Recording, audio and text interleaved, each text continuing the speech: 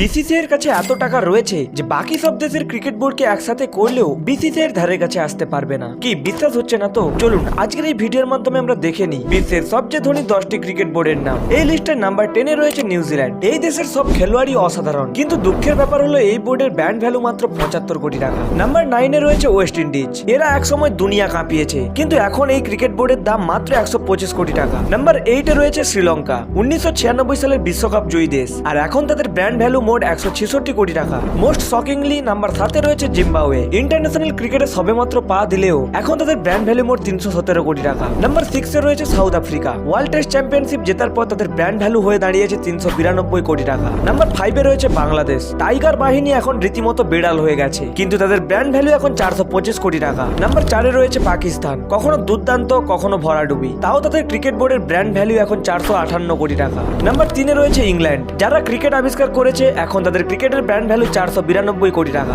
Number 2 এ রয়েছে Australia. মোট 10টি আইসিসি ট্রফি জেতার পরেও এখন তাদের বোর্ডের ব্র্যান্ড ভ্যালু মোট 658 কোটি টাকা। এবং সবশেষে নাম্বার 1 এ রয়েছে আমাদের বিসিসিআই, মানে ভারতীয় ক্রিকেট বোর্ড। আর ক্রিকেটে আমরা একাই রাজত্ব করছি, কারণ ভারতের এখন ক্রিকেটের মোট ব্র্যান্ড ভ্যালু 18,760 কোটি টাকা। হ্যাঁ, শুনতে অদ্ভুত হলেও এটাই সত্যি। বাকি সব ক্রিকেট বোর্ডকে একসাথে করলেও বিসিসিআই ধারে কাছে আসতে পারবে না। আপনার কি মনে হয় কোনো ক্রিকেট বোর্ড কি ভবিষ্যতে ভারতকে টক্কর দিতে পারবে? আপনার মত কমেন্টে জানান।